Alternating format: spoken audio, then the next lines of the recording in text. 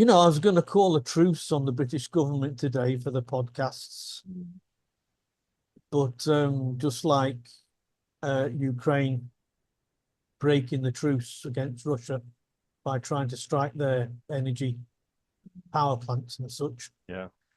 information just wouldn't allow me to keep this truth. Oh, well.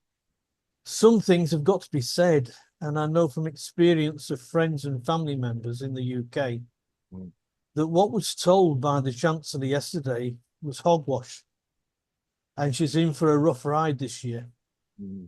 But to be fair, it isn't all her fault, as she's making assumptions on faulty information.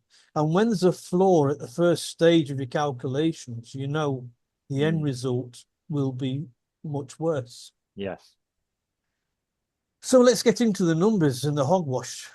Well, firstly, the source of the numbers, Racheal from accounts, hasn't been doing her accounts.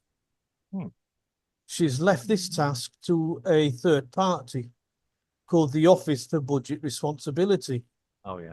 A supposedly non-political organisation created by George Osborne. Name sounds familiar. So it must be non-political. So that should have been a red flag from the get-go. They, along with so many other think tanks, for the want of a better name, have constantly got their sums wrong. And this time was no exception. The day before the budget, they slashed their economic growth forecast by a half. Now, this economic growth forecast of 2% was the basis for the budget. Spring statement. So everything decided by Racheal from accounts is doomed to fail, as the baseline is wrong. She thought that she's going to have so much coming into the public coffers, and only half that's going to come in. Yeah. Because of these, and this is aggravated by some bright spot from the Bank of England, saying that even the revised number from the Office for Budget Responsibility is wrong. The economic growth this year won't even reach 1%. Yeah. So you can expect to shave 25% from that number. The Bank of England thinks it's going to be 0.75 and not 1%. So let's look at the hogwash. Now, that's the numbers out of the way. Let's look at the hogwash. Most working people will be £500 a year better off. Really? So a living wage will rise, making it more expensive for employers to hire new staff, and indeed current staff. We can see this with the amount of supermarkets and shops closing down throughout the UK, and the hundreds or thousands of jobs lost, because it's just getting too expensive to hire more staff and keep the number of staff permanently on. Yeah. So if you're on a living wage, you're also on some sort of benefit like universal credit, because a living wage is a low wage. Yeah. And normally the social security or the welfare state, they top it up for you so you can get by. We all know people who have had to do that, unfortunately. Right, it's okay. But this is a means-tested benefit, which means if you get £50 a week more in your pay packet, you'll get £50 less in universal credit. So for the lower earners, for sure, they're going to be no better off at all. That could be worse. Because, they get it from their employers, and then the universal credit will take it away from them. And everybody working will have higher council tax, energy costs, car tax, and every other bell and whistle the government throws at you, without taking into consideration inflation and the extra inflation being pushed into the economy by government plans for spending. So it's 2 billion for this, 3 billion for that. That money's got to come from somewhere. And once it comes into the main part of the economy, then you're going to get a flood of money, and that's going to send the inflation up. Yeah. See, so Rachel from accounts can say that that inflation is under control. It might be today, but with the amount of money they're going to spend tomorrow, the inflation inevitably is going to go up. So, as the current administration is telling the population everything will be fine by 2028, 29, when they will probably be not in office anymore, you know they're blowing smoke up your ass. And yes, Rachel will make further cuts in the autumn. She's got no choice. The Office for Budget Responsibility are too bad at the sums, and the government is about to spend like a drunken sailor on a day's leaving port. And so, you know, what can go wrong? You know, over to you. Well, I've had my say. I can't disagree with anything you said because Right, thank you, and good night in that case. Yeah, well, I don't know. Yeah, I don't really like that, but yeah, I mean, I was trying desperately hard, yeah, to find some silver lining against to counteract what you were telling me. The trouble is, everything you were telling me was sounded plausible. I mean, unless, yeah, unless they know something we don't, or they're not telling us at this particular juncture, we are screwed. I mean, the population of the UK is screwed. We all know that Racheal from accounts is probably not going to be the best chancellor the UK has ever had. I'm struggling. He's already got the backbenchers of the Labour Party. Well, screaming blue murder about the welfare cuts that she's going. I'm not. I mean, half of me wants to believe it's the beginning of the end of this particular administration, government. Yes, we'd like to call it. No, we don't call it administration. UK, we call it government. The other half, or another part of me says, "Well, replace it with what?" I mean, with all the chanting of the third way, the third party coming in and all that, they're not ready to go yet. Not really. Yet. No. So if for instance there's a massive rebel and MPs tend not to vote for Christmas, a bit like turkeys, which realistically, what will happen? We can't suffer 4.5 for the UK, and we do suffer as well because we've got relatives there and everything else. You know, we are still, our hearts are still with the UK. Yeah. We can the UK really, and the population really suffer for 4 more years, or how many more years of this bunch of fiddlers? Yeah. But Mark, the beauty of this is that once this rot sets in, yeah, with this spring statement, the government hasn't officially yet said that their wages, their salary is going to go up to 94,000. Yeah, these have been a few sort of on the fringe sort of comments that have been made. Yeah, which led up to that Michelle Dewberry yeah, interview, which I saw the other day, which I mentioned in Yeah. another podcast, and it showed the real sleaze in the government. It showed the sleaze on both sides of the house. Yeah. I'm just waiting for that to happen now, just for the government to try and justify openly their pay rise. Well, I think it's all going to come crashing down. Maybe they know that. Maybe, or the top people in the current administration know that it's going to be ending very soon, and they don't care. I mean, it all come crashing down. I mean, but what's the only option? The other bunch of, as you said, the other bunch get back in, and we have it possibly not as severe, but it's there. And let's be honest, okay, we'll talk about reform quite openly now. What could reform do in the angle it is? I mean, it might be they may be able to negotiate. They're a little bit more business savvy than probably the two previous administrations are. When I say business savvy, they're people that understand business and tariffs and everything else.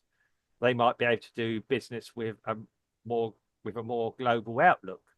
I mean, I'm going to say a lot of things. Okay, this is all stemming across Europe and everywhere else, and yeah, we've got our own set of problems in this country as well. Don't forget with different things. But looking at the UK, which should be able to have the nous to get itself out of the situation, it can't. And I know we keep mentioning it, and we shouldn't do really yet, but it is related. They're increasing the population of the UK without being able to afford the people that are already there, and trying to feed. Looks like they're trying to freeze and starve the elderly population. Yeah. Am I too cynical for saying that? But yeah, the native population of the UK is getting smaller, and it's getting more elderly. It's getting older. So, which is probably why the Conservatives and this lot are letting all these boat people coming in. But they're hoping that these boat people are going to be paying taxes and national insurance to prop up the elderly already in the UK, because they need to keep the pensions going. But the thing is, all these people that are coming in on the boats are all unemployed, and they just take it. They're just sucking from the system and not giving. And they're talking about building the 1.5 million houses. So only that, more than a half of them are going to go to these people coming across on boats. Yeah. And so, what do you do?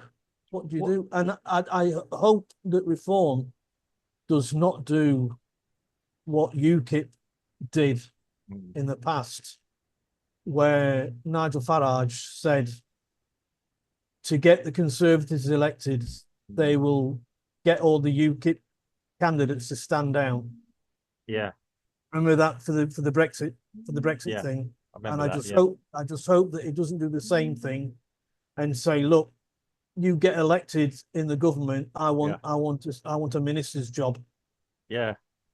And then he'll get all the Reform people to stand down. I hope he doesn't do that, because that will be the end of the UK. Well, he did in good faith before, and he got stitched up, possibly not necessarily by Johnson, but by other factors around it. But I would say by the same people. Yeah. I would say by the same people. We all know that the Prime Minister probably doesn't have as much power as we would like to think they do now in the UK, given Liz Truss's comments about her budget and how that got pulled apart. Okay. And yeah, even set up to fail possibly. I think it was doomed to failure, but she was trying to do something. This lot is a typical, I hate to use this leftist term of tax the people hard. You can't tax yourself. You can't tax your population out of poverty. It's an incredible. I don't know how anyone's thinking of it.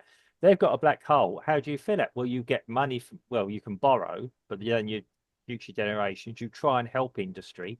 They're destroying industry. Yeah. Yes. What has Donald Trump?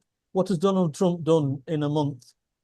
He's got companies to invest in the US, foreign companies to invest in the US, more than $1 trillion worth of investment. Yeah. I think he was negotiating before that. He came into office for that. But Well, when he's in a position of power, you can only start from then. Yeah. When he's right, so the British government can try and do the same thing. Yeah, but they should have been doing that since the Brexit referendum came in, and they haven't been. That's both sides. That's and now we got lazy. and now we got a prime minister who is making overtures about rejoining the bankrupt EU, with or without the people's consent. Okay, it's all connected to this. Yeah, they might not let us back in if we haven't got any money. Have you thought about that? I'm sure that Keir will borrow it from somewhere. Look behind the sofa. I don't see this government, this government lasting in the UK. I really don't. I don't know how much longer. Hopefully they're out before the end of the year. but whoever moves in is going to be inheriting a mess. And it's like you say, if there is another election, I'm afraid reform and UKIP, and I know maybe Mr. Farage has got to relent a little bit on some things, or UKIP and reform, and possibly if they win anything, reclaim, somehow form an alliance together. Yeah. There's been a few words and everything, but yeah, they're basically in the same place.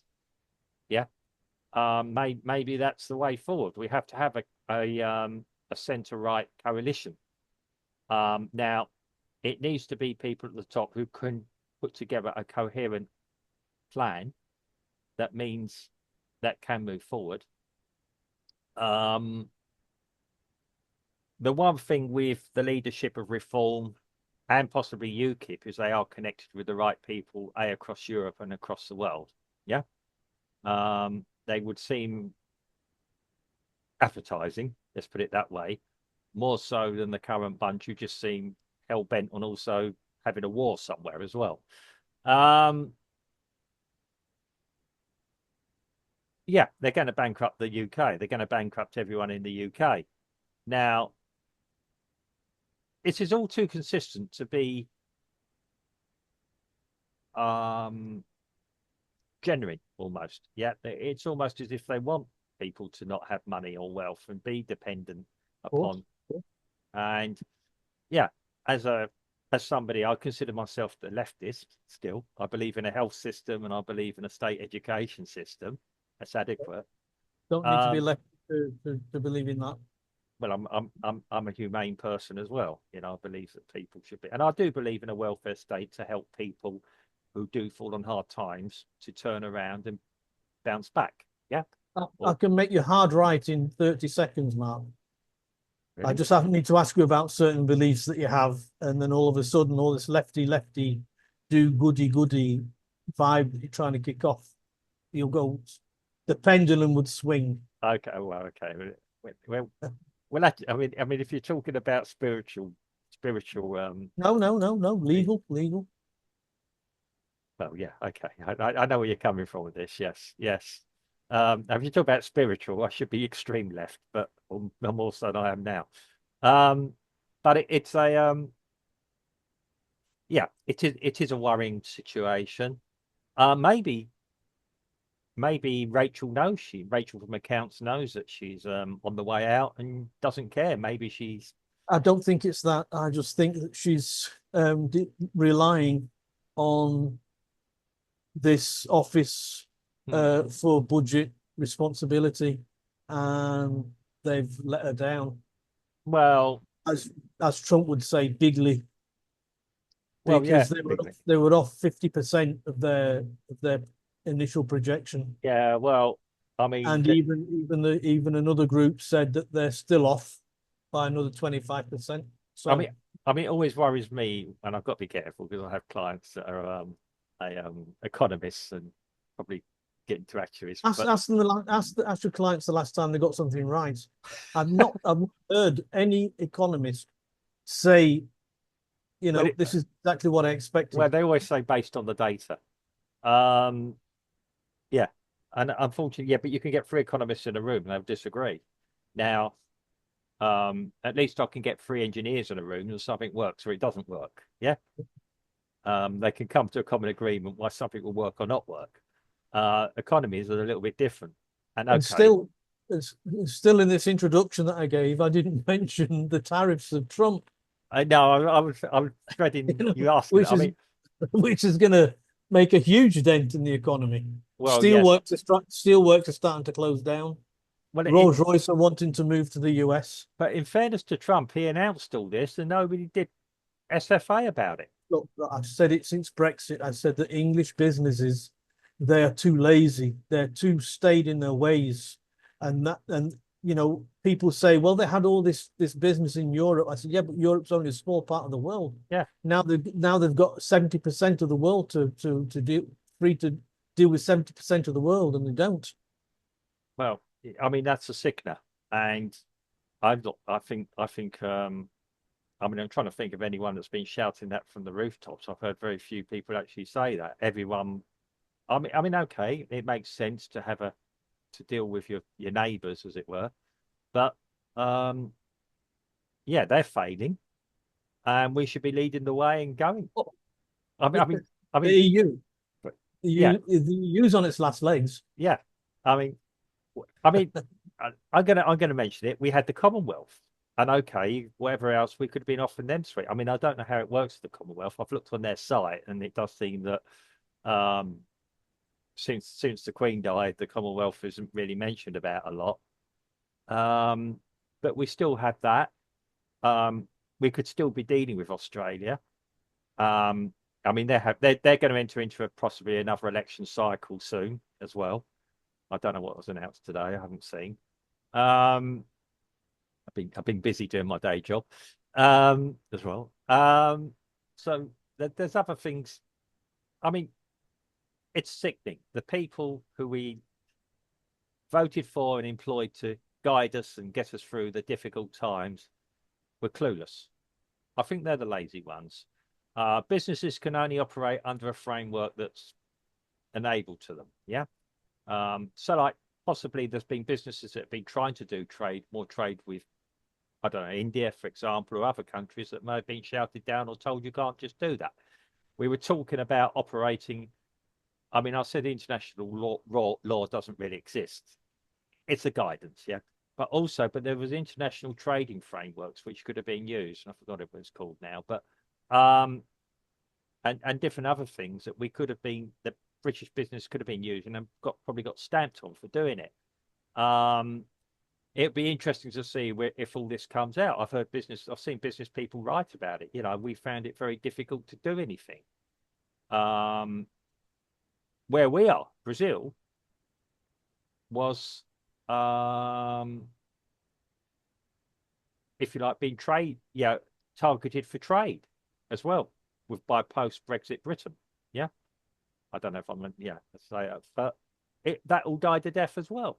Brazil has potential. You and I can both see it here. Yeah. Brazil's an exporting country. Yeah. And each year, the exports of Brazil are going up and up and up. Mm. And that's because either the economy's favorable for the people who are wanting to buy Brazilian products, yeah, or the Brazilian businessmen are getting off their asses and going out and look for the markets. Well, part of my industry is teaching Brazilians English to go and work or do business with the rest of the world. And I don't care if that's English, the US, Australia, even China, people learning English to do trade with China. Yeah.